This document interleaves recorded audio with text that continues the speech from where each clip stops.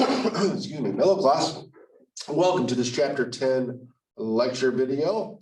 So in chapter 9, you did budgeting. Okay, talking about making an operating budget. Okay, and then a financial budget. The whole point was getting to that budgeted and income statement and the budgeted balance sheet. So in order we can make some decisions. Okay, so we use that so we can make our planning decisions. So that way we know how to direct our employees, we know what we should be doing. But at the end of the day, or at the end of the period, when we get there and we start preparing our financial statements, is our performance going to match exactly what is budgeted? No. Okay, there is going to be a difference. Okay, and because of that difference, there is something called a variance. Okay, that is the difference between what is budgeted and what actually happened. And that is what we are going to do here in chapter 10. We are going to do variance analysis. So let me get my screen share. All right, so here we go. Chapter 10, standard costing and variance analysis. Okay, so standard costing is what we're going to start talking about in this chapter. Okay. Standards are another way of saying what is budgeted when we go to make a product. Okay. To determine the standard cost, we need to know two standards. The quantity decision, the amount of input that should be used per unit of output. So to make one product, how much materials does it take? How much labor does it take? Okay. That is our quantity decision. Second decision is the pricing decision. Okay, the amount that should be paid per unit of input to be used. Okay, so we know how much labor we need to use. How much does that labor cost? We know how much material we need to use. How much should that material cost? We want to come up with a standard, one simple rate for both of those things. Okay, the quantity decisions come from quantity standards, pricing decisions come from price standards. Okay, so our standard cost per unit is our quantity standard times our price standard. Okay, we expect to use 4 feet of material at $2 per foot. So we expect our standard cost per unit here is $8. Okay, so here's how your standards are developed. You know, you're going to use a lot of information. You just don't pull these out of blue air. Experience how it's been done in the past. If you're constantly making this product, you know what you're paying for your materials. Okay. Two types of standards. There's the ideal standards. Okay. So when you're looking at chapter 9, sometimes my budgets, you know, when they're too tight, you know, you're saying things too ideal, you can hit those standards. Okay. Those demand maximum efficiency, only achieved if everything's out perfectly. When you're making your standard costing, you do not want to use the ideal standards. Instead, you want to use the second one down, the currently attainable standards. Okay, you expect your workforce to be efficient, but you don't expect them to be perfect. Okay, you're going to have breakdowns, interruptions, some people that just don't work as hard as others, and so forth. This can be a costing system. Okay, so when we're costing products to put into our inventory, there's not going to be a lot of questions about this on your homework, but when you're making that inventory, you know, we did normal costing where we took all of the cost. Okay, we estimated in this normal costing, we estimated the overhead and put it in there, then we made all that our product cost. In standard costing, you just set the standard, and that is the cost of your product. It's based off of your standards, and then you make adjustments at the end of the period to your inventory and cost of goods sold for your actual cost, just like in normal costing.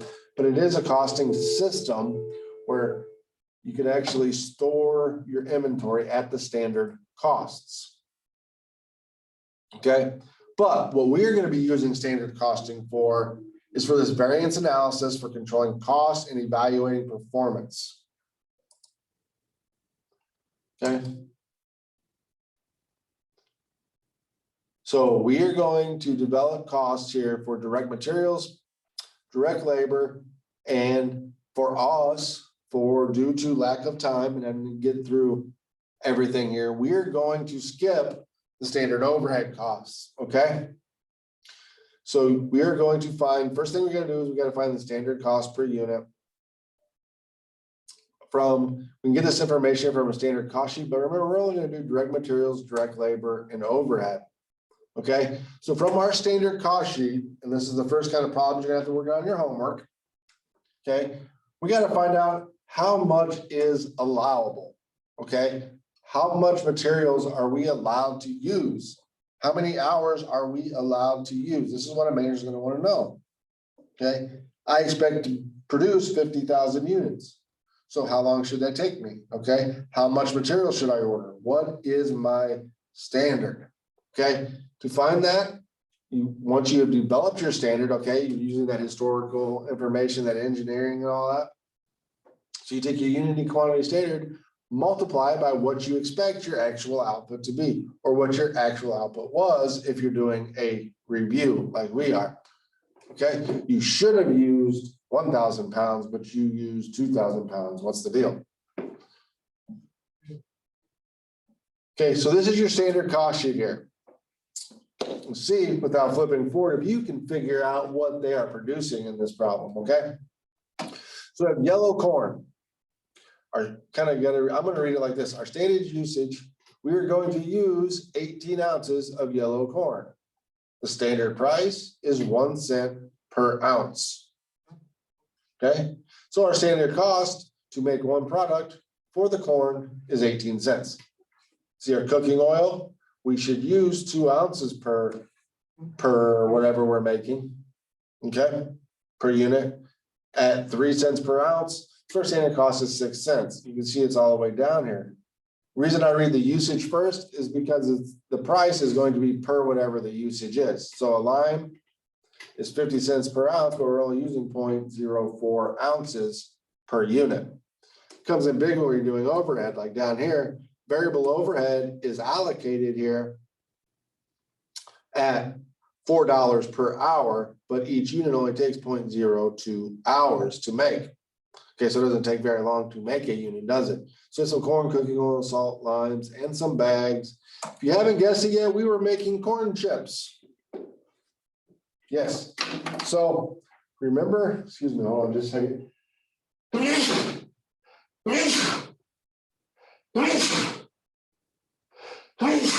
Oh, I must be allergic to work. Oh my goodness. All right, so we're making corn chips here. Remember those kind of numbers here?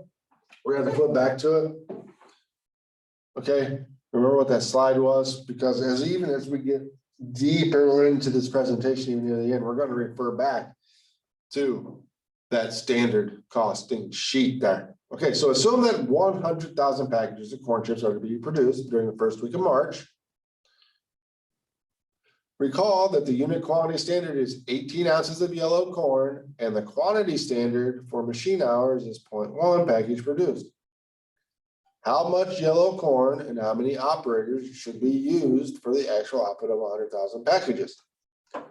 So if we were going to make 100,000 packages and each one uses 18 ounces of corn, we should use 1,800 ounces. Okay. Operator hours allowed. Okay. If it takes 0.01 operator hour to make a bag and we make 1,000 bags, we should have to use 1,000 hours in order to accomplish that. Okay. So that is what is allowable. Okay. So that is a good thing for managers to know. That's kind of more at the planning stage too. So you know what you're set your schedules, do your orders and stuff like that.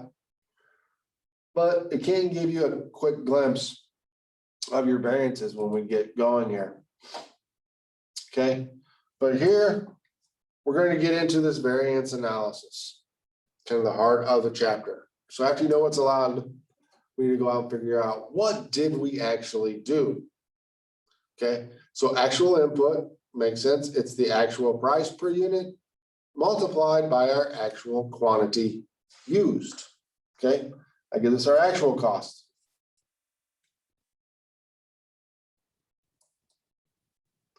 So we will have a total variance, okay? Get used to these initials here. So our total variance is when we take our actual cost. So what our actual price was multiplied by our actual quantity minus what our planned cost was. This was based off of our standards. Standard price times standard quantity, okay? And that gives us a variance. We can have a total material variance. We can have a total labor variance. Those are the two that we're going to do in this class. You can also have a total overhead variance, but we're not going to do that. Okay, but the total, okay, is the first thing we find. But there are two different types of variances. Why can the budget be wrong? Okay, well, first, price. Okay, when we're doing a budget, when we're setting our standards, our price could be wrong. This does not matter if it is labor or materials. We can set the price wrong, right? For setting our material price per foot, it could be off by a penny or two. For setting our labor rate per hour, we could be off by a quarter, 50 cents, okay? So that's our first thing, price. You can find your price variance by taking your actual price minus your standard price. Okay, once you do that, multiply that by your actual quantity.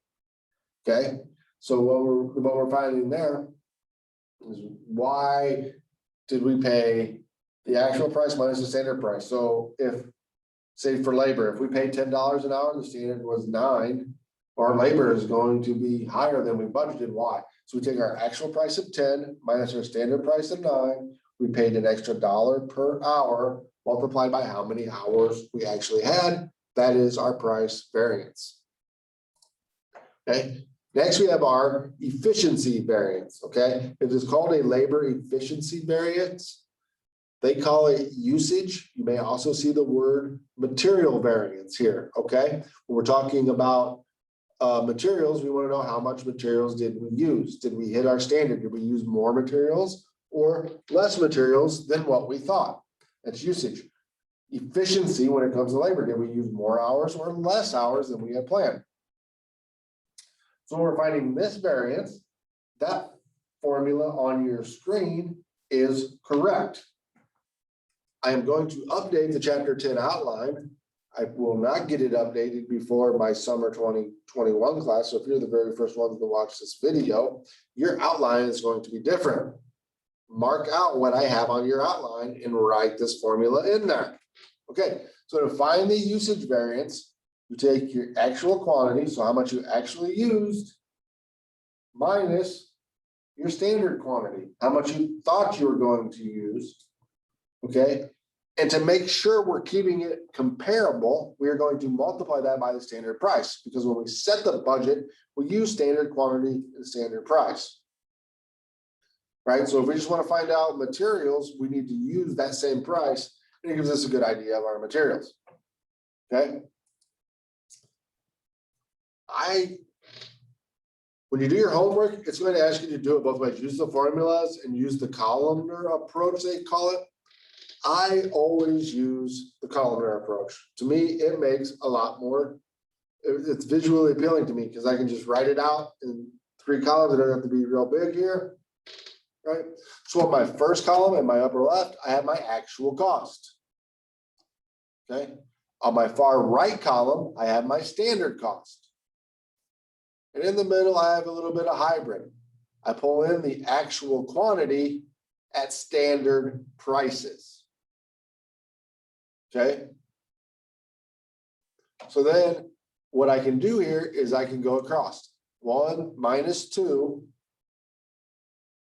Once I have these 3 numbers calculated, 1 minus 2, that gives me my price variance, okay? My material price variance or my labor rate variance. 2 minus 3 gives me my material usage variance or my labor efficiency variance. And then if I just look at the big picture, my actual and my standards on the outside, okay, 1 minus 3 gets me my total variance. And you'll see when we get to doing this, when you add these up, your price variance and your usage variance added together equal your total variance. Okay, this will be illustrated more if you are to watch the handout video. Okay, I'll walk through how that's done. Okay, so once we find our variances, we are going to not use some whiskers. Oh, there we go. Some of my beard hair went in my mouth. We're not going to use negative numbers when we describe variances, okay? Instead, we are going to say the variances are favorable or unfavorable. Okay, and unfavorable variances means that we paid more than what we planned. A favorable variance is when we paid less than we planned. Okay. If we are looking at either the chart or these formulas down here, it's going to be the same thing. Okay. When the actual costs are higher than the standard costs, it is going to be unfavorable. If we're looking at this, the actual, when we start going across, we're going to standard. So 1 minus 3, if the actual is more than the standard, we are going to create a positive number there. So when we're doing this, if you get a positive number, that means you have an unfavorable variance. Whereas if the standard quantity, if we spent less, when we go and we subtract 1, our actual price is less than our standard. So we actually saved, we went under the standard, we have a favorable variance. We are going to get a negative number down here. Okay, so when you're, and it doesn't matter, even if you're using your formulas over here. Okay, you're going to get the same thing. If you get a negative number, that is a favorable variance. If you get a positive number, that is an unfavorable variance. Okay, so we're gonna run through some examples on how to calculate each of these, and all of those underneath there, it's going to tell you, you know, who is responsible for what, stuff like that, what you should do when the variance is like this, you know, things you should look into, should we investigate, stuff like that. All of that is why variances are useful. I left all that blank for you to just kind of write what you want down there on your outline as we're going through these, okay? So first, the decision to investigate. We're gonna go through and we're gonna calculate these variances. And I'll let you look through these on your own, but you're not gonna have any problems like this on your exam. I meant to take these slides out.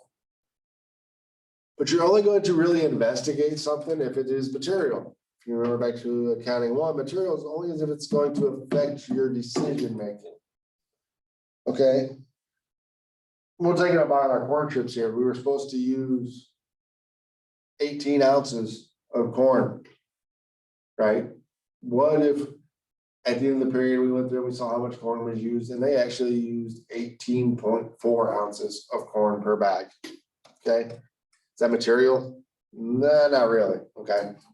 But if they were using 20 ounces of corn, or maybe 21 ounces of corn, now you start thinking, okay.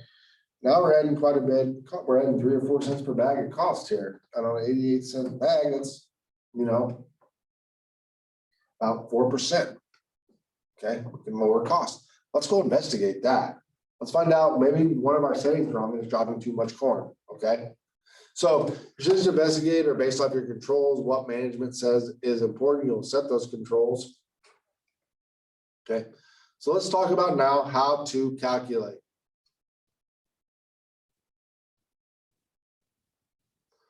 So here,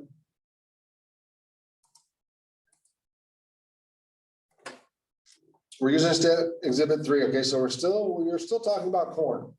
And if you remember from exhibit 10.3, we were going to use 18 ounces of corn at 1 cent per ounce. Those were the standards that we set on our standard cost sheet. Okay, so now we get some actual here. We produced 48,500 bags of corn. We used 780 ounces of corn, and it cost us 1.5 cents per ounce. So our total corn cost was 11,760. And our cost of inspection, remember, we were supposed to use 0.01 inspection hours. Okay, at 835. I don't remember what the inspection hour cost was. We'll find out here on the next slide. So our standard quantities for corn. We should have used 18 ounces. We produced 48,500. So our standard quantity is we should have used 873 ounces. Okay. So when we start looking here, our actual price times our actual quantity. That's right here, 780 ounces at 1.5 cents, 11.70. Standard price at the standard quantity. Okay, we should have used 873 ounces and we thought it was at a penny a piece, 87.30. It goes here.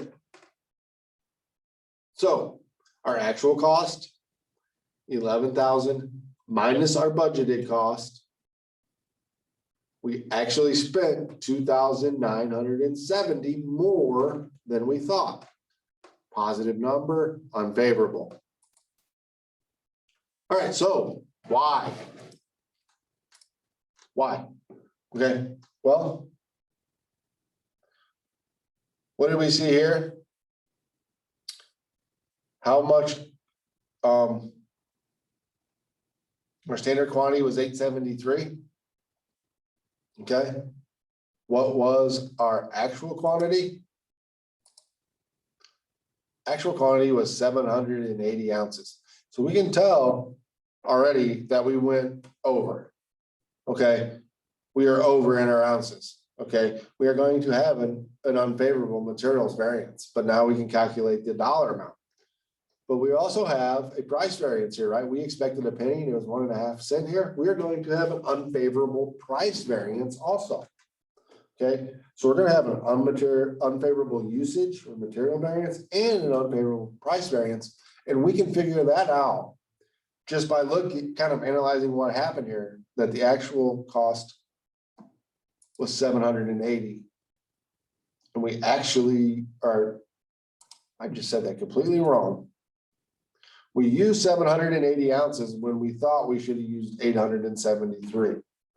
So actually for materials, we should have a favorable variance there. We were good. We used less materials than the standard quantity. Where we're going to run into a problem is that extra 0.5 cents per ounce. Okay, when you're talking about 873 ounces, that's going to be unfavorable. Okay. Remember when we're finding the price variance, we can use this formula. Actual price minus standard price multiplied by quantity. When we're finding the usage or the quantity variance, it's actual quantity minus standard quantity times standard price.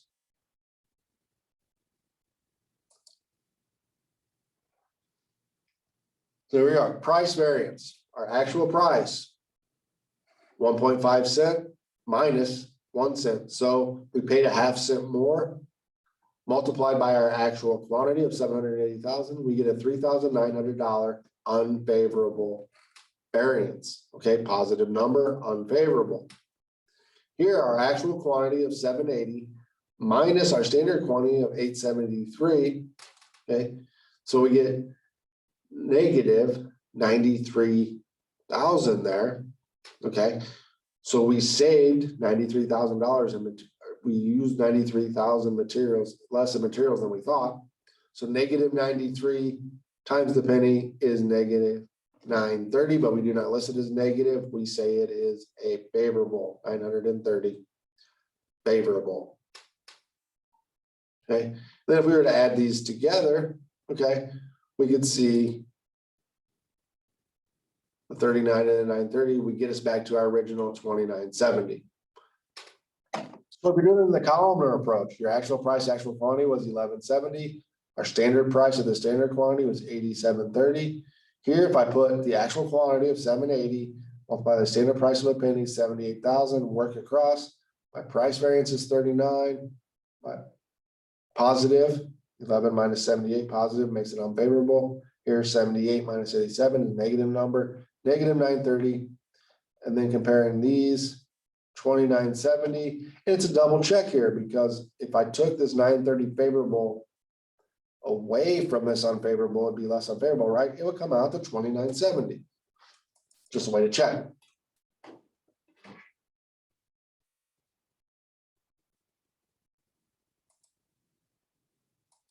Yeah, that's just kind of what we went through there. So we're doing materials, okay? The materials price variance. If that is wrong, that like it was there, right? It was, we expect to pay 1 cent, we expect to pay one, but we actually paid 1.5 cents. Is that kind of material? That may not be that material there. It might be. It depends on the manager's controls. But if it was material, who do you want to go speak to here? Okay. The purchasing agent. Okay. You don't want to go to the one that's in charge of operating the floor and say, hey, you know, why you guys are down here and you're doing all this work? How come our prices are too high? Well, they're just the workers. They're not in charge of purchasing all the material to get it there. They don't know how much it costs. They're just assembling it. And actually, when we get to the next one, when you look at the efficiency, right? The corn chips, their efficiency was good. They used less corn than they were supposed to. We got the same thing out there. But is that good? One thing you got to think about there. What if the bags now they use so many less ounces? What if we're selling it as a 10-ounce bag, but people are only actually getting 7 ounces of corn chips in their bag? Okay. We may seem very efficient right there, but when we're using that much less, maybe we're shortchanging the customer. Maybe we're delivering now an inferior product. Just because the dollars are favorable to us, it does not always mean that what is going on is favorable to the company. So you got to investigate these favorable things just as much as the unfavorable. Okay. These variances aren't the end all say all of what's going on. They are just the starting point to get you to look at, figure out why your budget was wrong and the effect of it. Okay, so we're going to get back to the price variance. So analysis. So is it significant? Yes. If so, why did it happen? Okay. Do we need better training? Are our machines off? Okay. It's only supposed to be dropping this much. It's a little bit tweaked. They need to be recalibrated. It's dropping too much. Okay. Well, that's still an efficiency price. What's going on in the world? Okay. It's a highly volatile price when we're talking about price variance. Okay. Did the prices just go up? Is there anything we can do? You know, can we get cheaper somewhere else without hurting quality? I'm kind of talking about this, the materials usage variance, it belongs to the production manager. Okay, so minimizing scrap. Okay, that may not always be a good thing.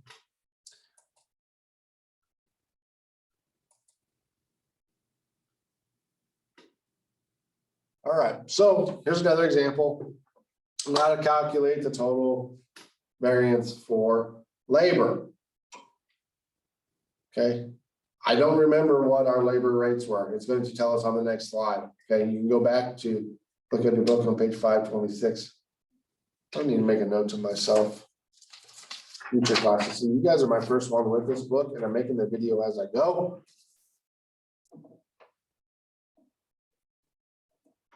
But I need to add that cost sheet as a handout into the Moodles for the next one. So we'll move on to it. Yeah, I have it right there in front of them. So let's calculate this here.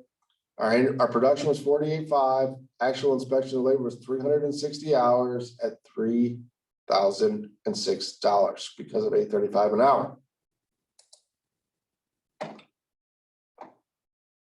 So for our labor, we said that it should take 0.01 hours to inspect a bag of corn chips. Okay, so if we made 48,500 corn chips, our actual output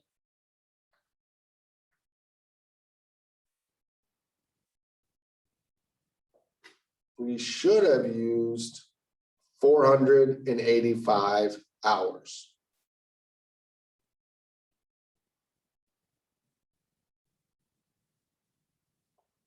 All right.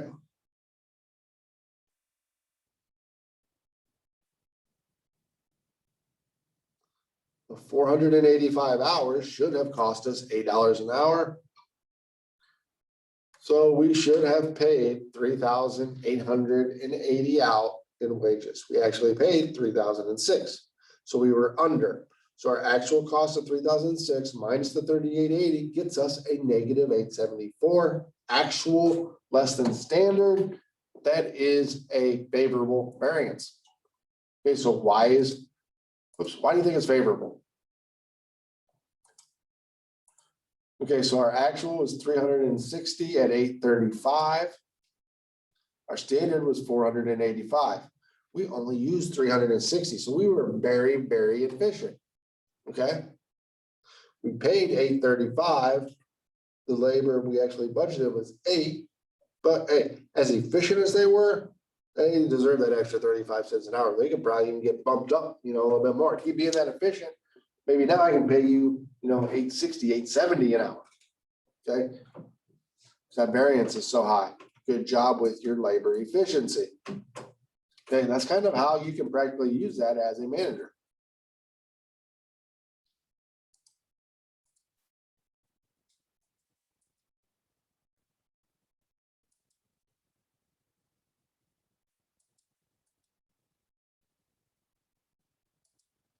When I say that, okay, so here when we're looking at the rate, to find our rate variance, we take our actual rate minus our standard rate. So the 835 was what we actually paid. The standard was 8.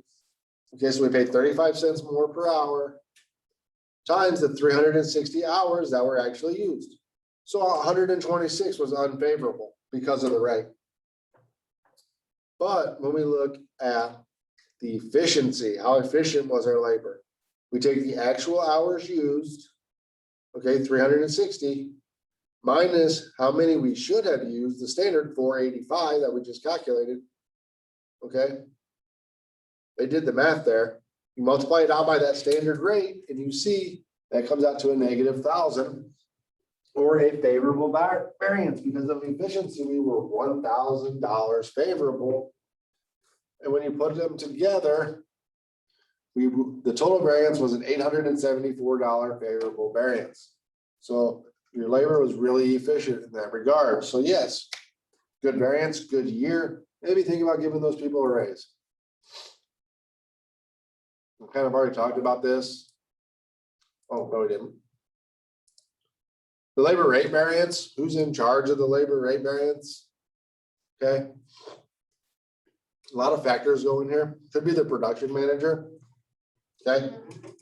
Could be HR, not having enough personnel. Just could be normal cycle of business. When you have new employees coming in, you have people staying longer. Could just be bad estimates. But for the most part, it's going to be the production manager because what you want to avoid is overtime. Overtime is what is going to kill your labor rate. Okay, when you go to budget it. We expect you to spend this much, okay? If we know we have 20 employees and they're all making between $10 and $15 an hour, we're going to expect to spend about 13 bucks an hour. But you have one of those employees that starts working, 10 hours overtime a week. And in those 10 hours now, instead of getting paid $15 an hour, he's getting time and a half. So he's at $22.50. That really, kind of increases that rate and create a variance. Production managers are also going to be in charge of the efficiency. So the production managers are getting a lot of this. Okay, so when it comes to labor rates and stuff.